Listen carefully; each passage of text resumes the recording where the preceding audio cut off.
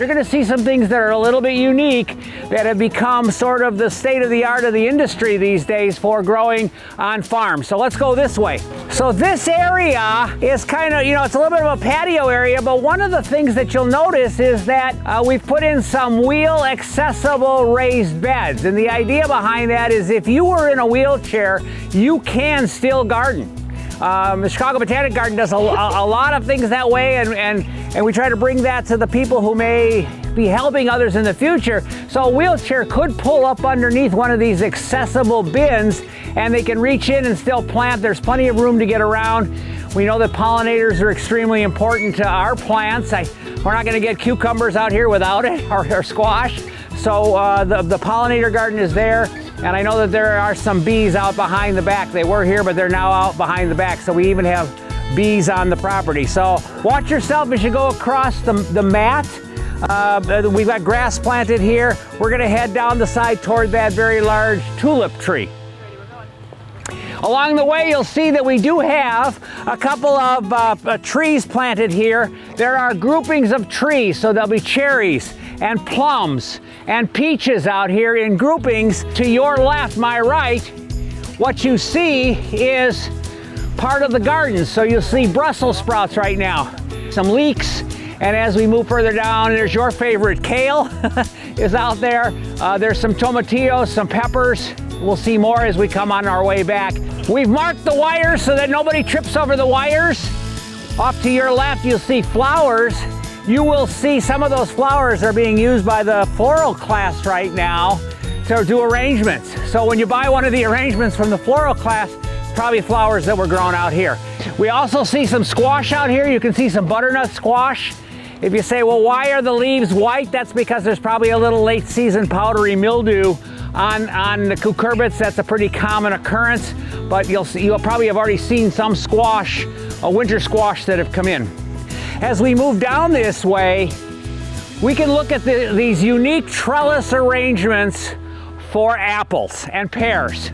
So we have mostly Honeycrisp on one side, some Fuji and some Gala apples, because they're all very popular apples for eating. And on this side we have pears, we have some Bartlett, some Colette, and we're waiting on the two Anjou pears that are here. So these are dwarf trees. They have rootstock that is sticking up out of the ground just a couple of inches. The rootstock dwarfs the tree and keeps the tree shorter. That's the idea. However, dwarf rootstock is not necessarily as strong as semi-dwarf or standard, and therefore probably needs a trellis. We did a trellis design that allows them to be planted 3 feet apart. Nobody would plant a tree 3 feet apart, or typically they would not do that, except on a trellis and except with a dwarf tree. So these will grow up to the top. We'll tie them off periodically. We'll somewhat espalier them so that the side branches are attached out to the wires themselves, and it'll grow all the way up. That'll make it a little bit easier to pick. And again, these get pruned every year. They get fertilized every year. This is the small fruit area, or one of the small fruit areas. So what you can see is, if you go across the middle row there, those are grapes. And we have both the Concord grape that you would normally use for jams and jellies and juices and things. And then we planted some wine grapes. There are some grapes that typically were designed out of the University of Minnesota, like Frontenac, that you can grow here. They tolerate the colder weather. You cannot grow Merlot, you cannot grow Cabernet, you cannot grow Chardonnay here. They just don't grow. It just doesn't work. But we can grow those grapes here. Two different systems. High cordon, about 4 feet, so that when you work on the grapes, they'll be about this height. Or we did a double cordon on the top, and we'll have 4 leaders coming off the grape plants in this middle row here.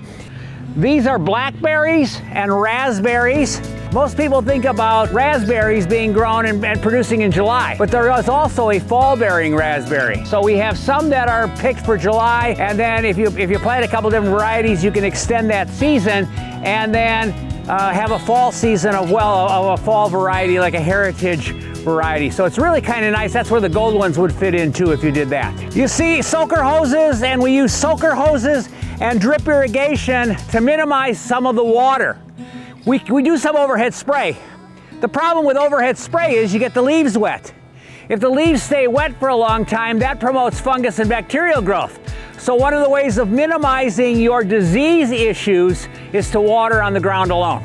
So we do a little bit more of that, and you'll see that in particular in the high tunnel. Both of these tunnels are built by students. The sun heats the greenhouse up and we can extend the season. So a lot of the things you saw, spinach and other things, grew all year long last year because we didn't have super cold weather. You can see some of the lettuce and things here.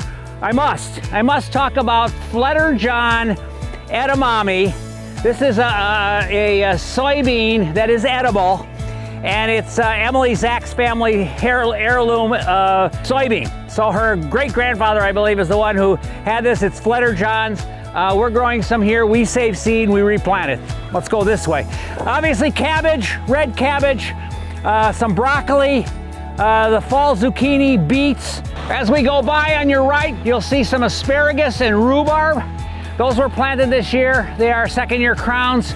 We'll probably start to get a little bit of asparagus next year, and then certainly full crops after that. All right, so we're here in the fixed high tunnel, and these posts are driven into the ground 3 to 3.5 feet, so they're below the frost. You notice that there's a double layer of plastic here which helps insulate it. The little box on the wall is a fan that pushes air up inside of here. Air is a better insulator, so when you put 2 rows on, you get a little better insulation. The fan is tied, and the sides, which go up and down, are tied to the solar panel. So we're using solar energy to be able to run the roller to roll up the sides to put the fan back on when the temperature gets too warm. So this is a heavy plastic. It's got UV rating on the outside. You can see that we're growing peppers in here right now. There's also some spinach behind you, and they'll be seeding some new things. Again, this was built by students totally. It came in pieces. We had it stacked up over there, and every bit of this was put together by the students over the summer, so they did a great job. Paul Hort Mechanics class did that as well. And then a lot of the planting that was done in here was done by the summer fruit and vegetable class. We do it in the summer because that's when the fruit and vegetables grow best. We're not just harvesting or just planting, we're growing them over the summer. And again, we're working on organic here mostly, so you're gonna see compost, feather meal, bone meal, those kinds of things is what our fertilizers are. We're not spraying out here. If we ever do that, it would be an organic spray if we did, because we're trying to be organic for everything that we do.